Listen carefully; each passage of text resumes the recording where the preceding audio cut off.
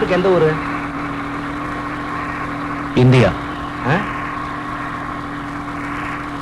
என்ன வேலை செய்றீங்க? தேடுறேன்.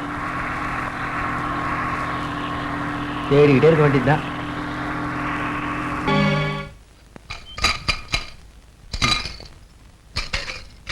Thank you sir. ஹலோ. யோ, நானே சாப்பிட்டு 4 நாள் ஆச்சு, நீ வேற. காலேஜ் ஸ்டூடெண்டா? ஆமா. கிராஜுவேட்டா?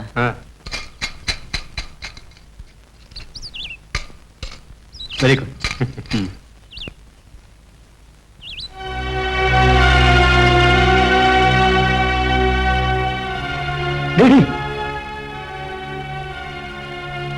என்னடா இது இந்த கோலத்துல? விருப்பம் இல்லைன்னா அந்த பொண்ணை ஏன் அவன் நிர்பந்தப்படுத்தணும்? விருப்பம் இல்லைன்னா பின்ன அவ எதுக்காக இந்த தொழிலை செய்யணும்?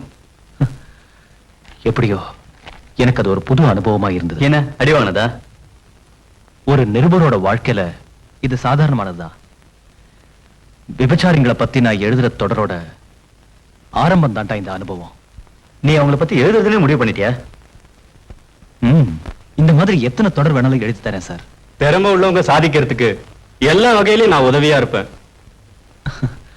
ஆமா, வேசிங்களை பத்தி தொடர் கட்டுரை எழுதுறீங்களே, அது என்னாச்சு? முயற்சி பண்ணிக்கிட்டு இருக்கேன் சார். சீக்கிரமா எழுதி கொடுக்க பாருங்க, பத்திரிகையில் அனௌன்ஸ்மெண்ட் கொடுத்துறேன். ஓ எஸ், இந்த தொடரோட தொடர்ச்சியா அதை எழுதி கொடுக்குறேன் சார். ராமநாதன் சார், ஒரு 1500 ரூபாய் பிரசாத் கிட்ட அட்வான்ஸா கொடுங்க. சரி சார்.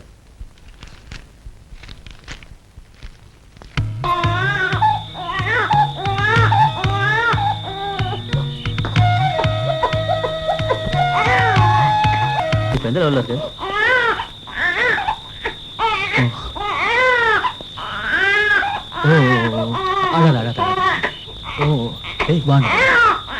குழந்தை இங்க தனியா தொலைக்க விட்டு இது ஒரு அம்மா எங்கடா போய் தொலைஞ்சாங்க?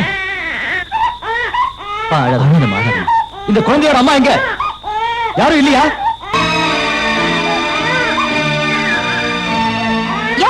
நீங்க எதுக்கு அந்த நேரத்துல இங்க வந்தீங்க? குழந்தை அழற சத்தம் கேட்டு வந்தோம். அழுதா என்னையா? நீ என்ன அதுக்கு அப்பனா?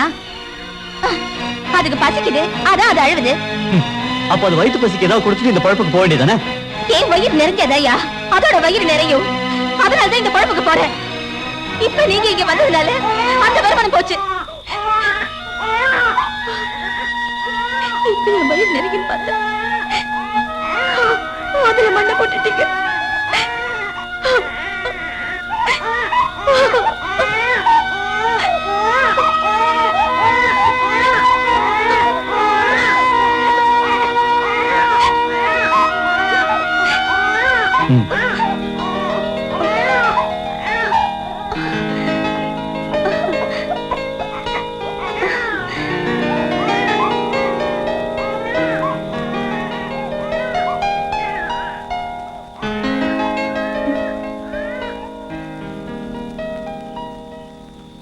இதுக்கு ஒரு ஆள் வந்தா போதும்.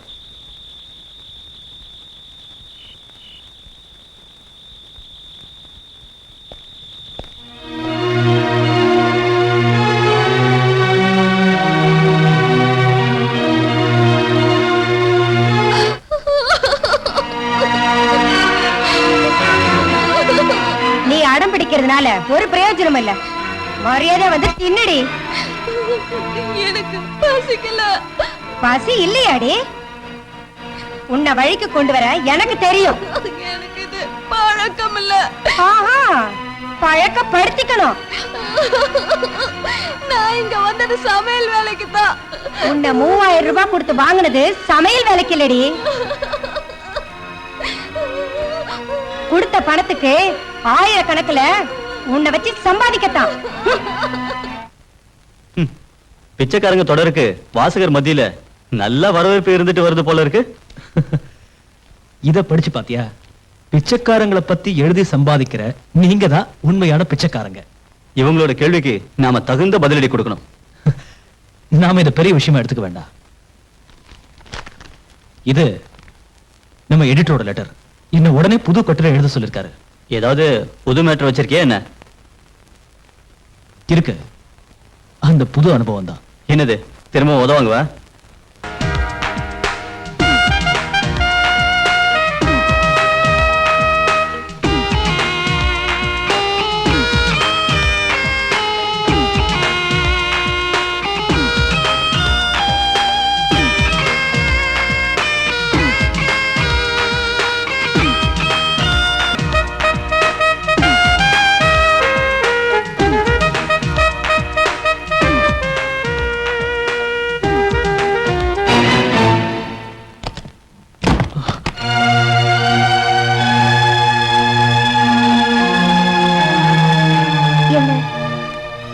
ஞாபகம் இருக்கா?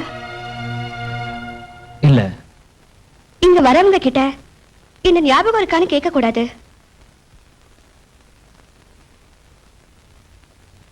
பிரசாத் தானே உங்க பேரு? ஆமா.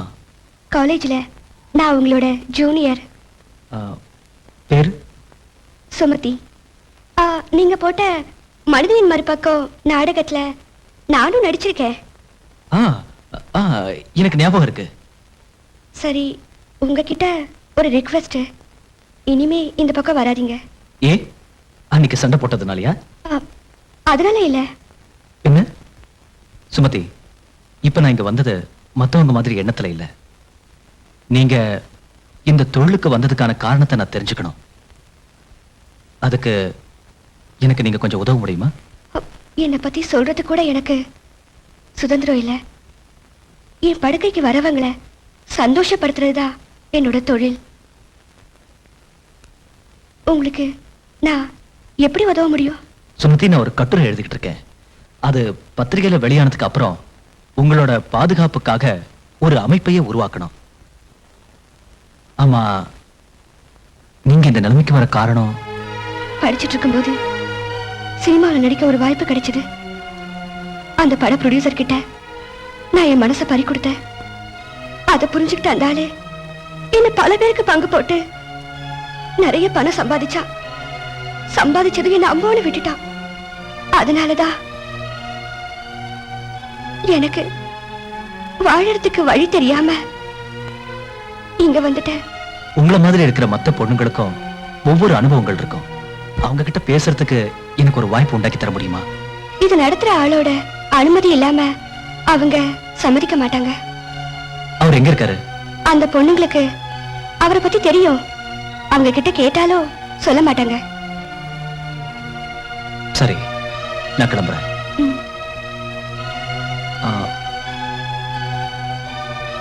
நீங்க சொன்ன அந்த ப்ரொடியூசரோட அட்ரஸ் தர முடியுமா? எல்லாம் ஒரு நல்ல விஷயத்துக்காக தான்.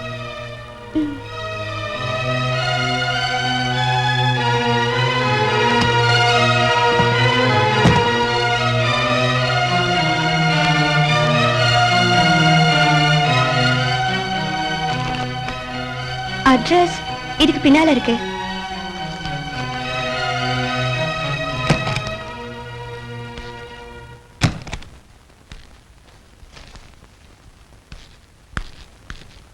ஹலோ.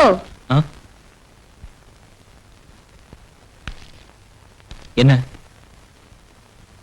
இங்க என்ன ஃப்ரீ சர்வீஸா நடத்திட்டு இருக்கோம்? ஒரு மணி நேரத்துக்கு 250 ரூபாய்.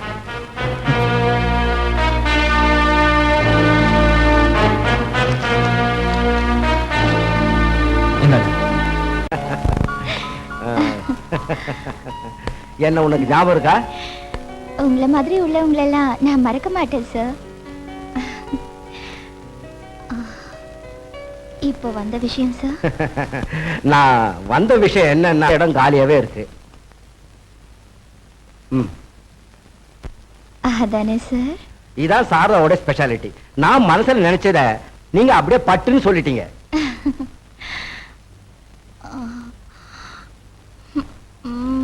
கையில பத்திரம் கிடைச்ச உடனே 2 மடங்கு தரேன், போதுமா? உடனே பில்டிங்கோட பிளானை ரெடி பண்ணிக்கிங்க. சரி, அப்போ நான் எப்போ வரணும்? அத மேயரே போன் பண்ணி சொல்லுவாரு. அப்போ நான் புறப்பட்டுமா? வரேன்.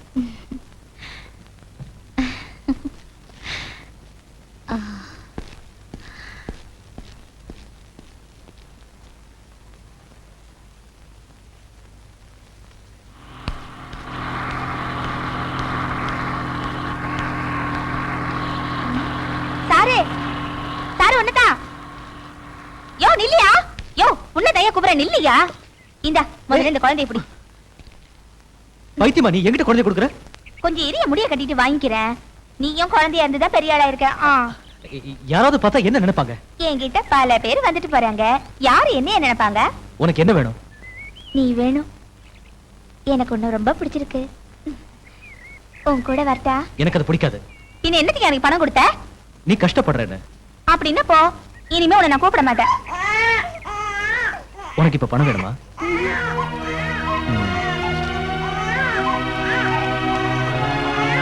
இந்தா. வச்சுக்கோ.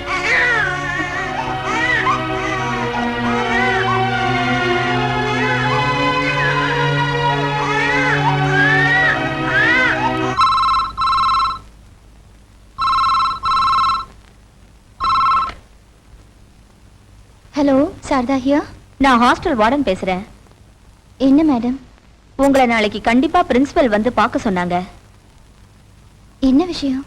என்ன விஷயம் தெரியல மேடம். சரி.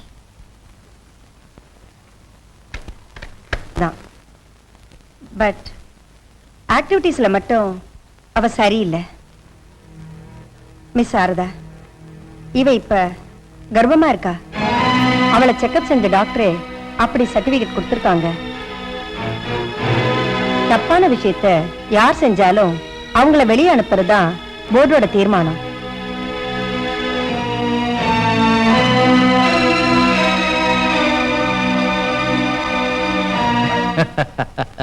நான் யோசிக்கிறது அதுக்கு இல்ல. உங்க உபயோகத்துக்காக நான் என் மந்திரியை போய் பார்த்தேன்னா, எனக்கு ஒரு அவசியம் வந்துச்சுன்னா நான் எந்த மந்திரியை போய் பார்க்கறது? எந்த மந்திரி சபை அமைஞ்சாலும் அதுல உங்க ஆளுங்க தான் மந்திரிகளா இருப்பாங்க. அப்படி எல்லாம் ஒண்ணும் இல்ல. மினிஸ்டரா இருக்குமோ? அவரா இருந்தா போன் பண்ணிட்டு தான் வருவாரு.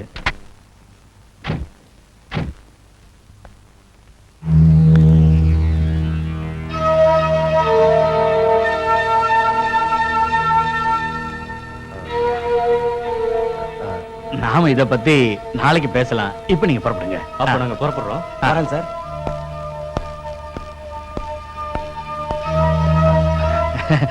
சாரதா, ஏன் அங்கே நின்னுட்ட? உள்ளவா.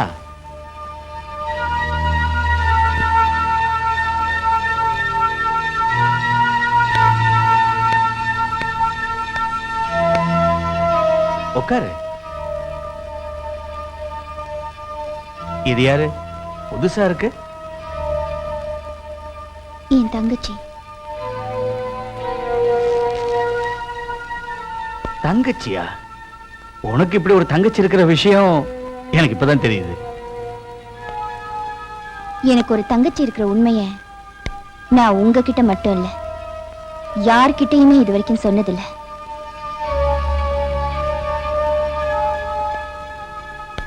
இப்போ அத சொல்ல வேண்டியதா போச்சு. மிஸ்டர் வரதராஜன், நான் எப்போ எப்படி யாரால கெட்டு போனேன்னு உங்களுக்கு நல்லா தெரியும். அந்த சம்பவத்துக்கு அப்புறம் நான் பேரெடுத்த விபச்சாரியா மாறிட்டேன். அதெல்லாம் பழைய கதை. இப்போ அந்த பழைய கதை என்னோட தங்கச்சி வாழ்க்கையில ஒரு புது கதையா மாறிடக்கூடாது. நீ சொல்றது புரியலையே. இவளை காலேஜ்ல இருந்து அனுப்பிட்டாங்க.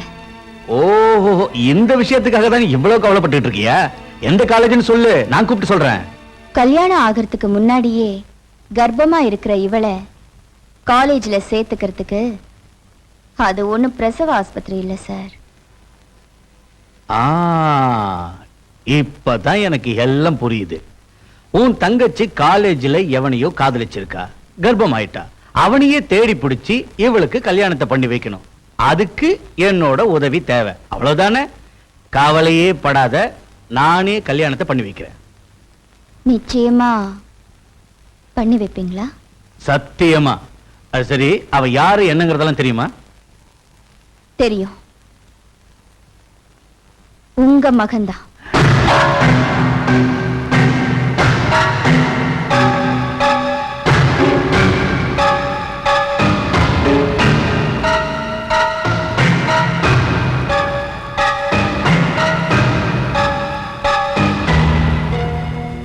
கிரி, கிரி,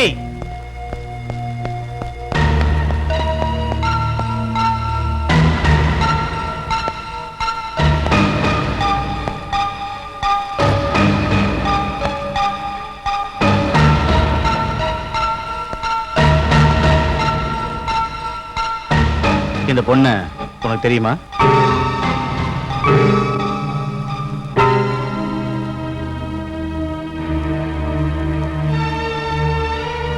தெரியும். என் காலேஜ் மேட். இவளை உனக்கு கல்யாணம் பண்ணி வைக்கலான்னு நான் முடிவு செஞ்சிருக்கேன். நீ என்ன சொல்ற? உங்க விருப்பப்படியே செய்யுங்க டாடி. சாரதா, இது நம்ம வீட்டு கல்யாணம், அதனால அது கோலாகலமா நடக்கணும். நல்ல நாளை நீயே முடிவு பண்ணி சொல்லு.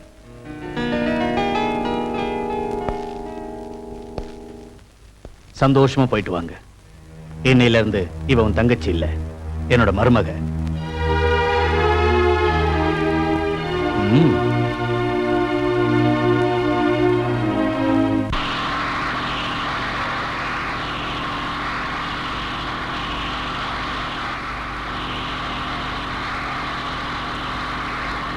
அக்கா, நீங்க ஒரு விபச்சாரின்னு சொன்னது உண்மைதானா?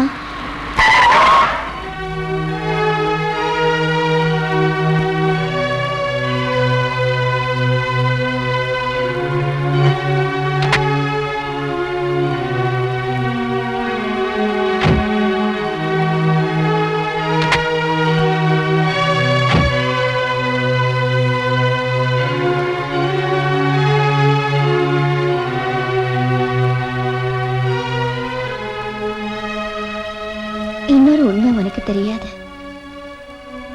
நான் விபச்சாரி மட்டும் இல்ல, விபச்சாரி விடுதிக்கு முதலாளியும் கூட. அக்கா, ஒரு விபச்சாரியோட தங்கச்சின்னு உன்னை யாரும் கேலியா பேசிடக்கூடாதுன்னு தான் ஹாஸ்டல்ல சேர்த்து உன்னை நான் படிக்க வச்சேன்.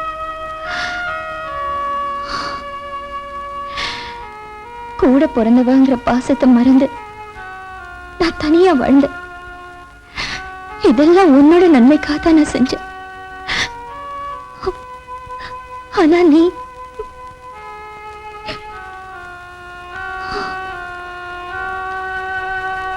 அக்கா, என்ன மன்னிச்சிரு. எப்படியோ கிரியோட அப்பா கல்யாணத்துக்கு சம்மதிச்சிட்டாரு.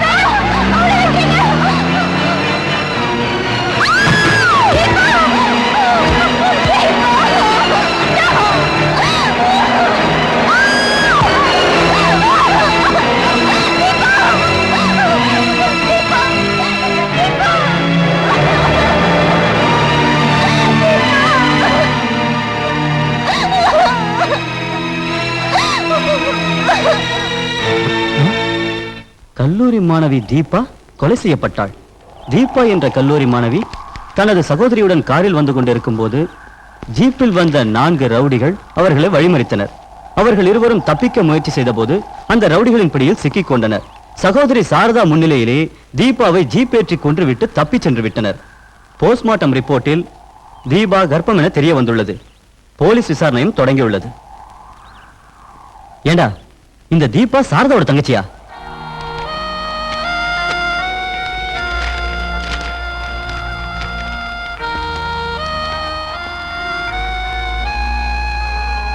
தீபாவோட மரணம் கொலை இல்லை, தற்கொலைதான் என்று போலீஸ் முடிவு செய்தது. பாவம் சாரதா, இப்படியெல்லாம் நடக்கும்னு அவன் நினைச்சிருக்க மாட்டா.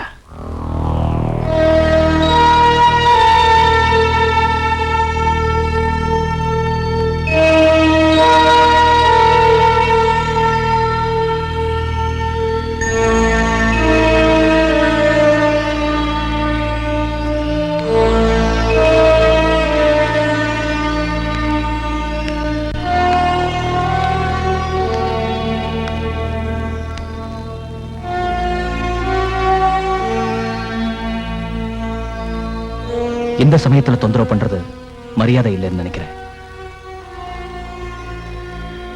நேத்து பேப்பர்ல உங்க தங்கச்சிய உங்க கண்ணு முன்னாலேயே கொலை செஞ்சாங்க நியூஸ் வந்திருக்கு. ஆனா இன்னைக்கு பேப்பர்ல அது கொலை இல்ல தற்கொலைன்னு போலீஸ் ஸ்டேட்மெண்ட் கொடுத்திருக்கு. நியூஸ் படிச்சேன். உண்மை என்னன்னு உங்களுக்கு மட்டுமே தெரியும். நீங்க கொலைய கண்ணால பார்த்த சாட்சியா இருந்தோம் கேஸ கோர்ட் வாசல் வரைக்கும் கூட கொண்டு போக முடியல. மந்திரிங்க கிட்டையும் பணக்காரங்க கிட்டையும் போலீஸ் அதிகாரிங்க கிட்டையும் ரொம்ப செல்வாக்குள்ள ஆள் தானே நீங்க. உங்களோட அந்த இன்ஃப்ளூயன்ஸை நீங்க பயன்படுத்தி எதையும் எப்ப வேணாலும் சாதிக்கக்கூடிய நிலைக்கு நீங்க வளர்ந்தீங்க. கவர்மெண்ட்ல ஒரு பதவியிலே இல்லாத உங்களுக்கு இந்த அதிகாரங்கள் வந்தது எப்படி? தப்பா எடுத்துக்காதீங்க. படிப்பையும் பணத்தையும் வச்சு மத்த யாரும் சாதிக்க முடியாதத நீங்க சாதிச்சீங்கன்னா அது இந்த உடம்ப வச்சுதானே.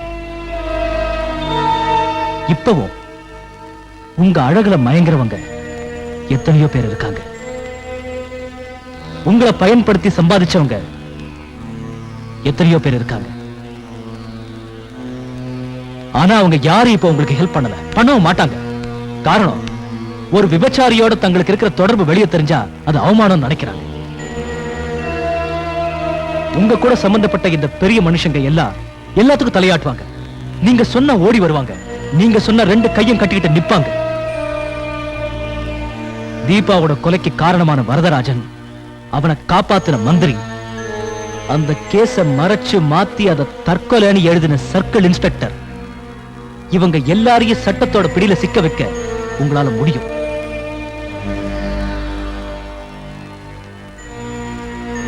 அதுக்கு நான் சொல்றத நீங்க கேட்கணும். நீங்க உங்களோட சுயசரிதையை எழுதணும்.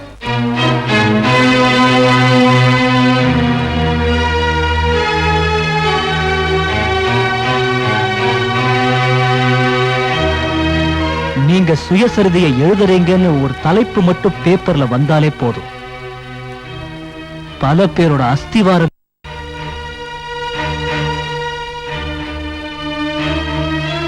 என்ன எழுதுறீங்களா?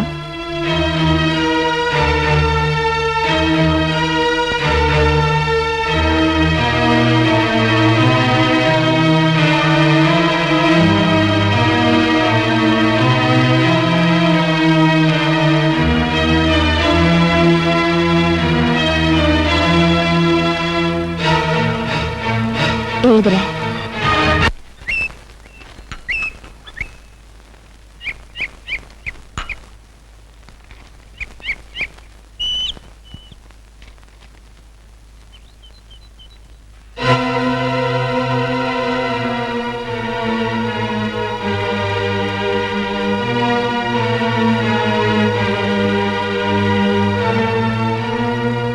சாரதா சுயசரிதை எழுத போறாளா?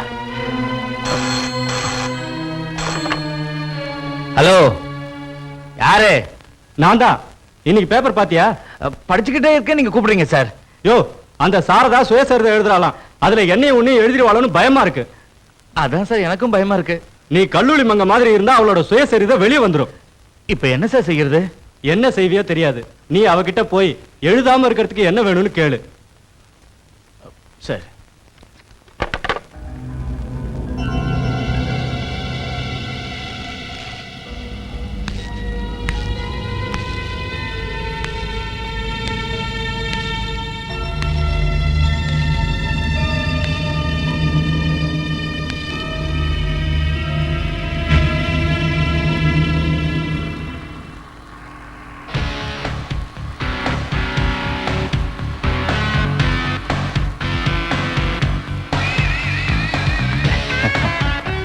நீ எனக்கு பிஏவா வந்ததுனாலதான் எனக்கு அதிர்ஷ்டமே வந்திருக்கு. சாரதா, இந்த ஃபைல்ல மினிஸ்டர் ஒரு கையெழுத்து போட்டுட்டாருன்னா ஒரு பெரிய பிசினஸ் கிடைக்கும். அதோட எனக்கு ஒரு நல்ல அந்தஸ்தும் வரும். இதுல கையெழுத்து வாங்குறதுல தான் உன் சாமர்த்தியமே இருக்கு. ஆ.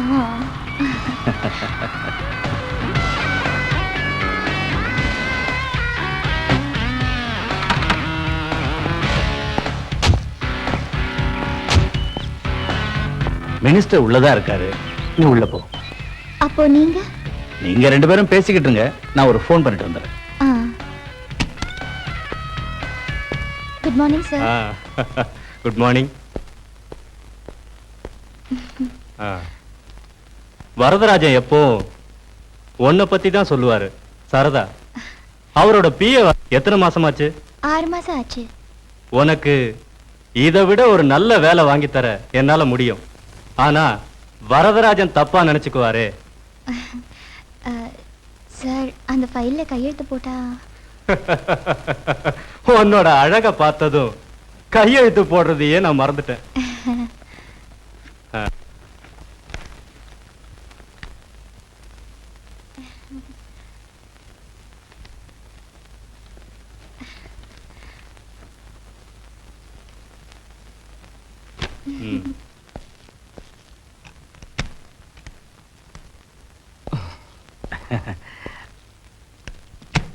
உன்னோட வேலைய சுலபத்துல சாதிச்சிட்டேன். ஆனா நான் படாத பாடுபட்டுட்டேன். அது வந்து சின்ன பொண்ணு இல்லையா, அதனால கஷ்டப்பட்டாலும் நல்ல ஸ்ட்ரக்சர். அவளை மூலதனமா பயன்படுத்தினா நீ பெரிய பணக்காரன் ஆயிடுவ. சார், நீ உள்ள போய் அவளை சமாதானப்படுத்த. உலகே உனக்கு சுமைதானா, உலகே உனக்கு சுமைதானா. சார்,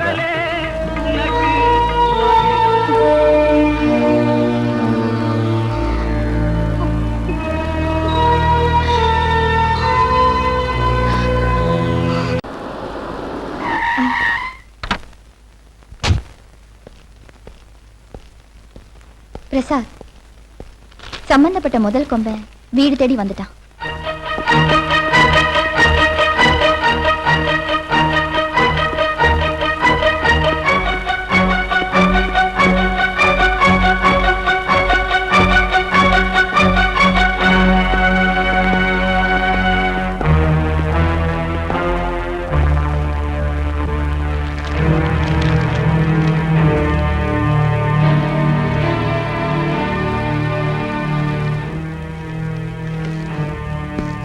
சாரதா, நீ என்ன வரவேற்க மாட்டேன்னு, உட்கார சொல்ல மாட்டேன்னு எனக்கு தெரியும்.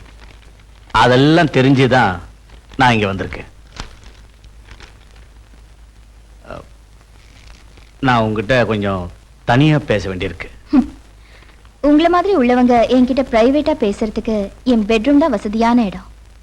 ஆனா அது பழைய காலம். இப்போ இந்த ஹால்லேயே பேசினா போதும்.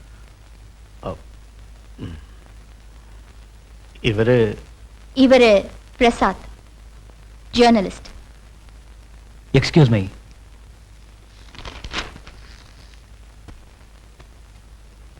ஓஹோ, இப்ப இவன் தான் உன்னை சப்போர்ட் பண்ணிக்கிட்டு இருக்கிறதா? நீ சுயசரிதை எழுத போறது எவ்வளவு பெரிய மடத்தனம்னு கொஞ்சம் யோசிச்சு பாத்தியா?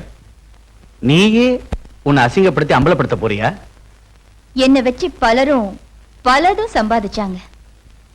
இப்போ என்னை பத்தி எழுதுறதுக்கு காரணம் நான் சம்பாதிக்கிறதுக்காகத்தான்.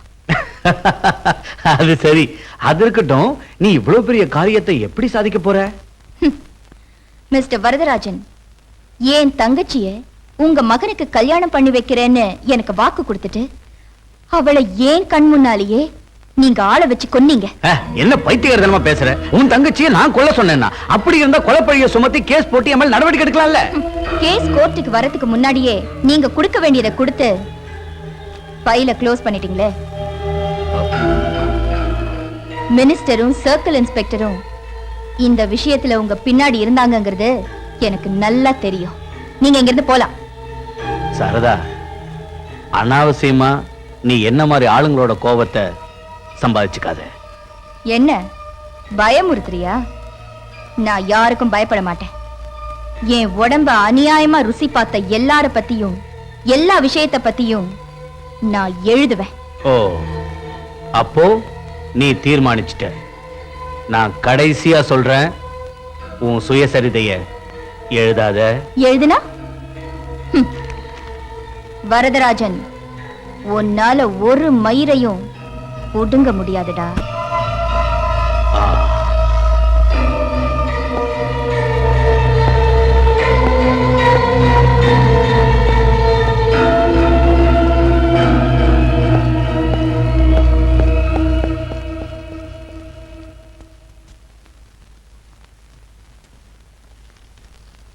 உங்களோட துணிச்சலை மனப்பூர்வமா பாராட்டுறேன்.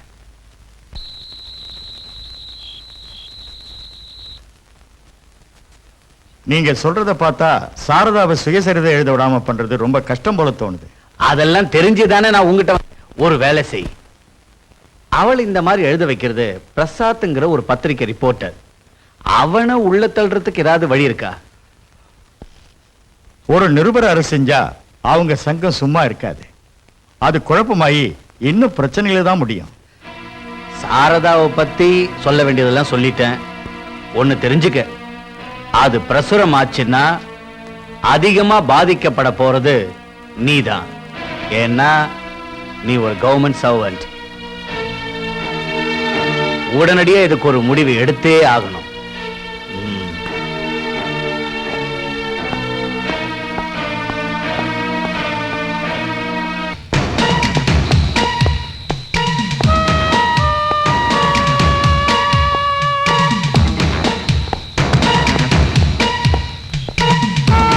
ஏறா.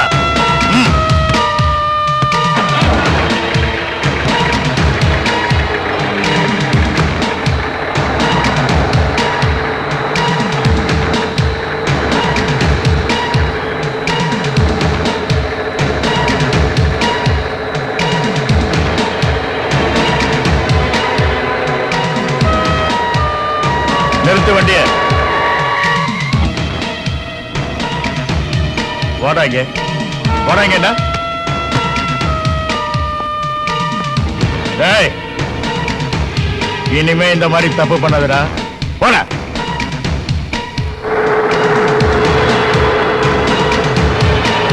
நிறுத்து. இதுக்கெல்லாம் நீதான் ஏன் காரணம்? அப்படி சொன்னா எப்படி சார்? என்னோட மகனை அவ தங்கச்சிக்கு கல்யாணம் பண்ணி வைக்கிறது மானக்கேடு இல்லையா? அதை விட மானக்கேடு இல்லையா இப்போ வரப்போறது? அந்த கொலையை ஒண்ணு இல்லாம பண்ண சொல்லி நீ என்கிட்ட சொன்ன. நீ சொன்னதை கேட்டதுனால இப்ப பார்ட்டியில பெரிய பிரச்சனையாகி என்ன பதவியில இருந்து தூக்கிட்டு வேற எவனையாவது உட்கார வச்சிருவானு எனக்கு பயமா இருக்கியா?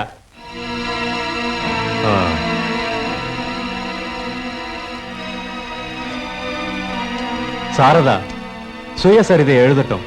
சார், டேய், ஓம் புத்திக்கும் ஏன் புத்திக்கும் வித்தியாசம் இருக்குடா. சாரி மிஸ்டர் பிரசாத், சாரதாவோட சுயசரிதையை வெளியிடறதுக்கு எங்களால முடியாது. சார், இப்போ இப்படி திடீர்னு சொன்னீங்கன்னா? இது ஏன் ஒருத்தனோட முடிவு இல்ல, எடிட்டோரியல் போர்டோட முடிவு தான் இது. என்ன காரணம்? ஒரு விபச்சாரியோட சுயசரிதையை பிரசுரிக்கிற தரங்கட்ட பத்திரிகை இல்ல இது. பிரசுரிக்கிறேன்னு விளம்பரப்படுத்தினீங்களே, அப்ப தரம் கடலையா? நீங்க எழுதுற எல்லா கட்டுரையும் நாங்க பிரசுரம் பண்றேன்னு அக்ரிமெண்ட் ஒன்றும் போடலையே. எனக்கு காரணம் தெரியும் சார். உங்களோட பத்திரிகையை சுதந்திர நாளிதழ், சுதந்திர வார இதழ்னு வெளியிடுறீங்களே, அதை விட பணக்காரங்க அடிமை இதழ்னு வெளியிடுங்க. நாளைக்கு பேப்பர்ல ஒரு பாக்ஸ் நியூஸ் கொடுத்துருங்க. தவிர்க்க முடியாத காரணத்தால சாரதாவோட சுயசரிதையை வெளியிட முடியலன்னு. சரி சார்.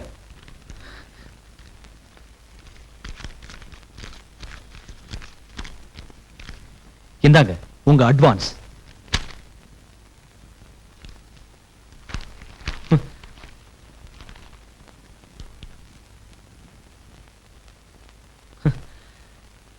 I am sorry. இதுக்கு என்ன காரணம்? பத்திரிகை நடக்கிறதே விளம்பரத்தினாலதான். இந்த சுயசரிதையை பிரசுரிச்சா மிரட்டப்படுறதும் பாதிக்கப்படுறதும் நாங்க தான். மந்திரிங்களுக்கும் பணக்காரங்களுக்கும் பயந்து பத்திரிகையை நடத்துறதை விட விபச்சாரம் நடத்தலாமே. இதெல்லாம் சொல்றதால ஒன்னும் பிரயோஜனம் இல்லை. சாரி.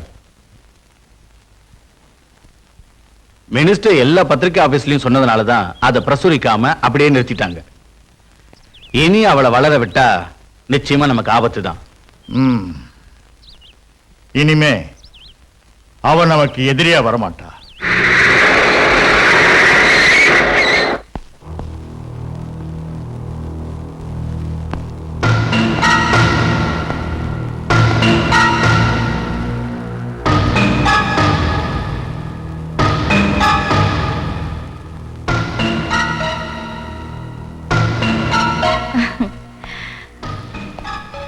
பத்திரிக்கையில நியூஸ் வந்த உடனே வரதராஜன் என்ன பாக்குறதுக்கு இங்க ஓடி வந்தா.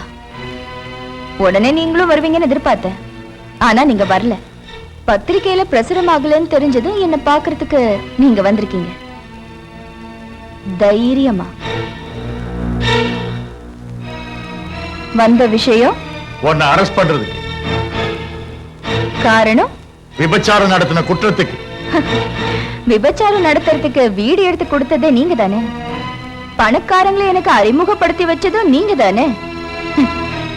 சுருக்கமா சொன்னா இந்த மானம் கேட்ட தொழிலுக்கு பிசினஸ் மாமா நீங்க. ஏறடி வண்டியில. வாரண்ட் இருக்கா? தேவடியால அரெஸ்ட் பண்றதுக்கு எனக்கு வாரண்ட் தேவையில்லை. இந்த தேவடியா சம்பாதிச்ச பாதி பணத்துல தானே உன் பொண்டாட்டி பேர்ல சொத்து வாங்கியிருக்க. Shut up! கோர்ட்ல வச்சு நீ விபச்சாரம் பண்ணியான ஜட்ஜி என்கிட்ட கேக்குறப்போ நான் குற்றத்தை ஒத்துக்குவேன். இதுல எனக்கு ஒரு பிசினஸ் பார்ட்னர் இருக்காரு, அவரு சர்க்கிள் இன்ஸ்பெக்டர் தாமோதரன் தான் அப்படின்னு சொல்லுவேன். அந்த இடத்துலயும் ஷட்டப்னு சொல்லி உன் மானத்தை காப்பாத்திக்கோ.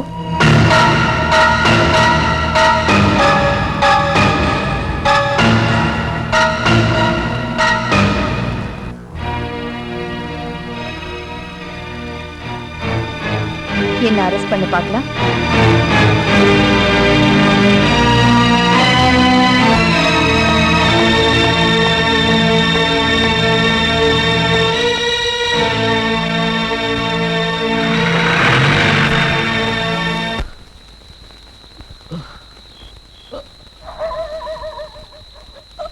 சாரு சாரு, நீங்க ஒண்டியா போவேணாம், நானும் உன் கூட வரேன். வேண்டாம்.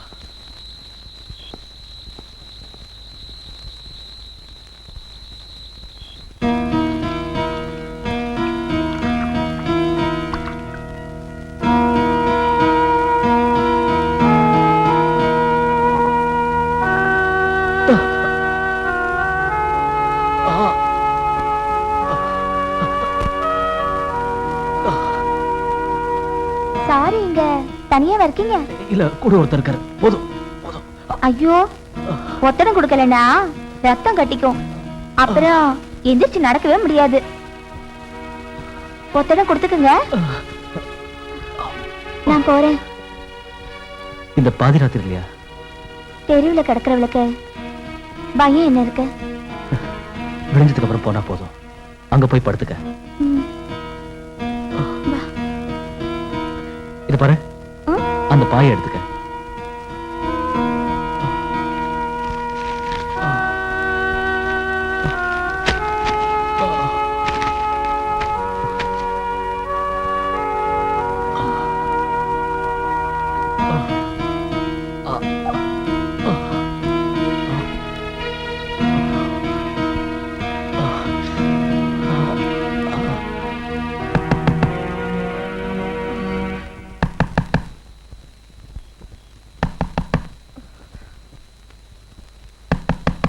யாராவது? கதவை தரடா, கதவை தர.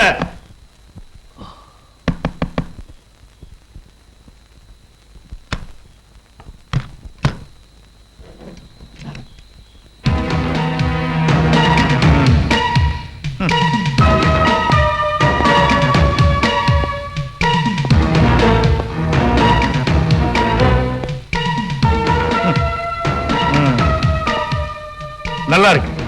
இதான் அவன் சமூக சேவையா? வேசி எழுதுற கதைக்கு கூட்டணியா இருந்துட்டு இப்போ தெருவேசியோட கும்மாளம் போடுறியா? என்னடா?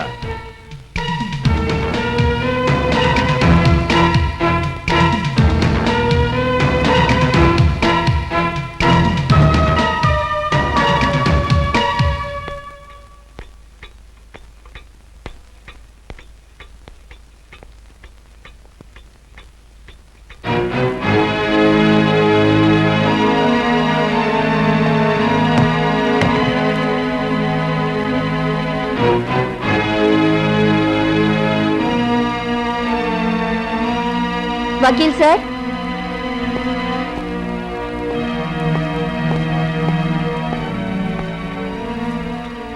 கொடுங்க.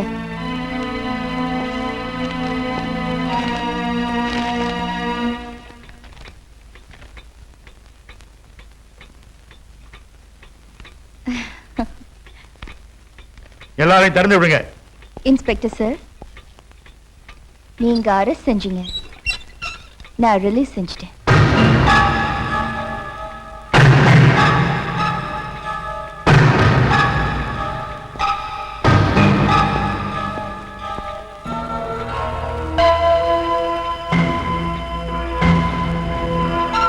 நீங்க என்னையில இருந்து வரதராஜனோட குடும்ப போலீஸா நீங்க?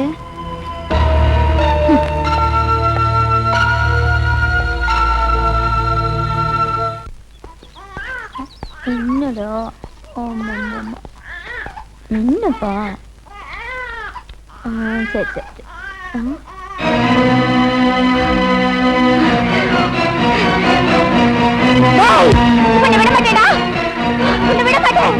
உனக்கு என்ன வேணும்? நான் யாரா? என்ன தெரியல? உனக்கு தெரியலையாடா? என்ன தெரியல? அட பாவி! எனக்கு தெரியல. உன்னை விட மாட்டேன். இவன் தான் இந்த நிலைமைக்கு ஆளாக்கினான். இவனை நான் விட மாட்டேன். விட மாட்டேன். இவனை விட மாட்டேன். இவனை விட மாட்டேன். இவனை நான் விட மாட்டேன்யா. இவனை விட மாட்டேன்.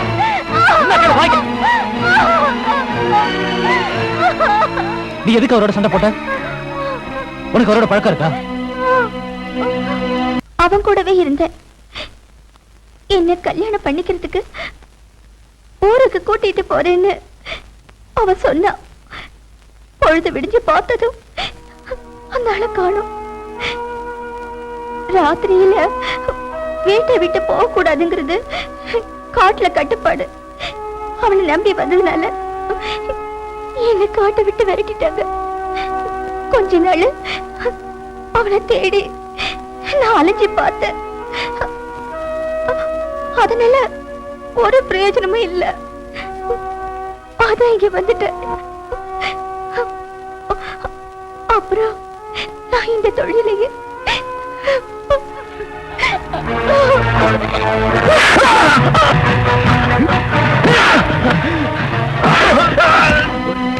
எந்திரடா. அன்னைக்கு அவ சண்டை போட்டப்போ நீ பெரிய மனுஷன்னு உன்னை போக விட்ட. அதுக்கு பதிலா தான் இப்ப நீ அடி வாங்குறது. கள்ளம் கபடம் தெரியாம எங்கேயோ காட்டுல வாழ்ந்துகிட்டு இருந்த இவளை இப்படி அநியாயமா விபச்சாரியா மாத்திட்டியாடா. இதுக்கு காரணக்கர்த்தாவே நீதான். இவளை வச்சு ஒண்ணு பயப்படாத. அந்த மாதிரி மடத்தனமா எதுவும் செய்ய மாட்டோம். இப்ப இவ வாடுறதுக்கு நீ பணம் கொடுக்கணும். அதிகம் ஒண்ணு இல்ல, 25,000 கொடுத்தா போதும். என்கிட்ட இப்போ பணம் ஒண்ணும் இல்ல.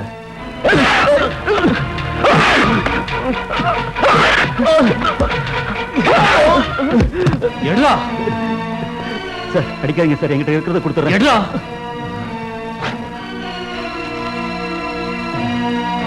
ராசதி குடா.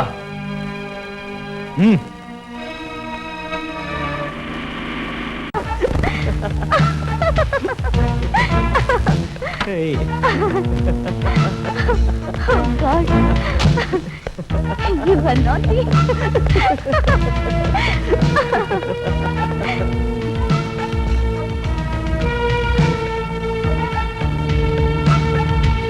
இவனை நீ லவ் பண்றியா?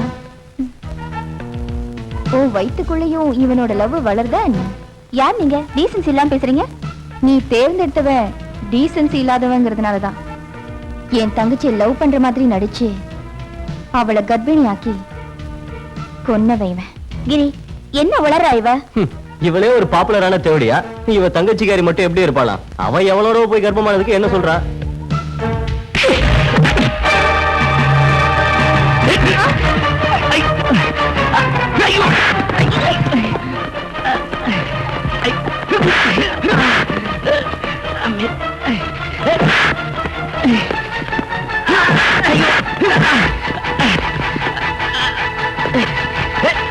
யாரு தப்பு செஞ்சாலும் அவங்கள கண்டிப்பாளா அடிப்பாளா? இன்ஸ்பெக்டரா இருக்க நீ இதெல்லாம் வேடிக்கை பார்க்கறதா உன் வேலையா? கோவப்படாதீங்க சார், அவங்க எல்லாரையும் ஒரு வழி பண்ணிடுறேன். எனக்கே சமாதானம் சொல்லிக்கிட்டு இருக்கியே, அவளுக்கு எதிராக எடுத்த நடவடிக்கையில எதுலயாவது நீ ஜெயிச்சிருக்கியா?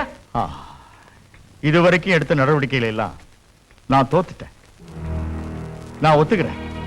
ஆனா இனி எடுக்க போற நடவடிக்கையில நான் ஜெயிச்சு காட்டுறேன் சார். அவளுக்கு நான் தான் வீடு எடுத்து கொடுத்தேன். அவங்க எல்லாரையும் வெளியில விரட்டிட்டு அந்த வீட்டுக்கு சீல் வைக்கிறேன்.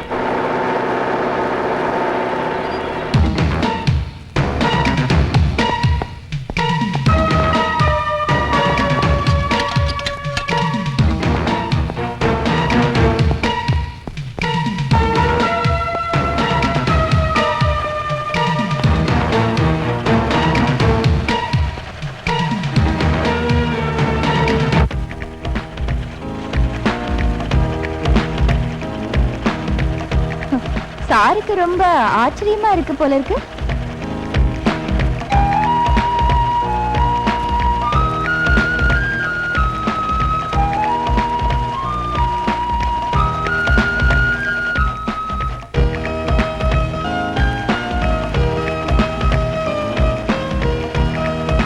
இன்ஸ்பெக்டர் சார், லா அண்ட் ஆர்டர்ல எந்த செக்ஷன் பிரகாரம் நீங்க இவங்களை இப்ப அரெஸ்ட் பண்ண வந்திருக்கீங்க? உங்களால இனிமே இவங்களை எதுவுமே பண்ண முடியாது. இவங்க எல்லாரும் பழைய தொழிலை சுத்தமா விட்டுட்டாங்க. இந்த தொழிலை ஸ்மால் ஸ்கேல் இண்டஸ்ட்ரீஸ் ஆக்ட்ல பெர்மிஷன் வாங்கிட்டா ஆரம்பிச்சோம், நடத்துறோம். நீங்க இப்ப போய் அயோக்கியங்களை அரெஸ்ட் பண்ணா நல்லா இருக்கும்.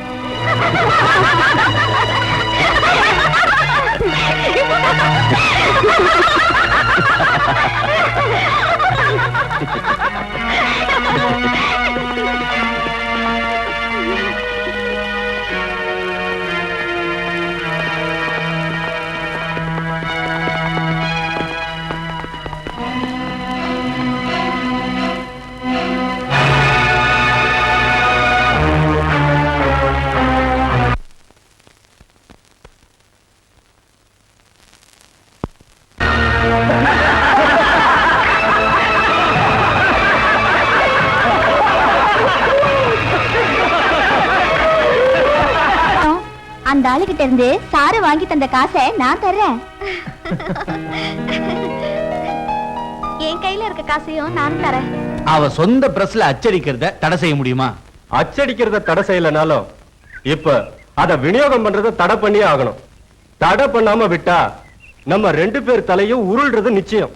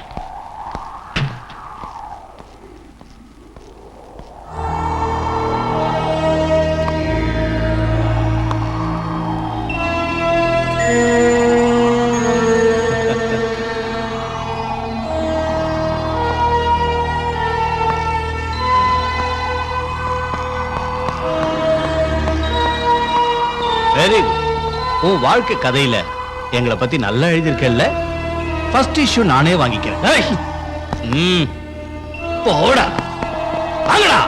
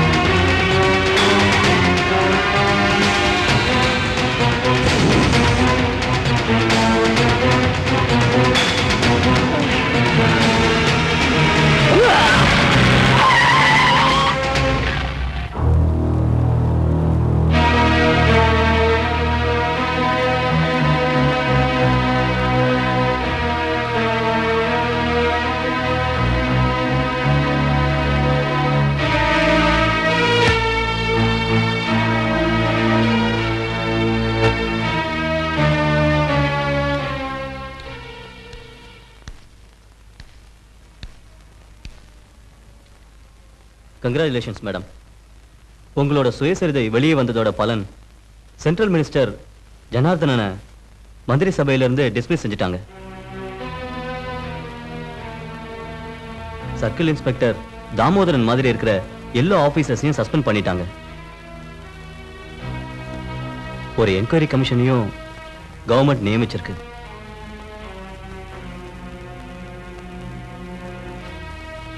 இதையெல்லாம் பார்த்து சந்தோஷப்பட நம்ம கூட பிரசாத் இல்லாம போயிட்டாரே.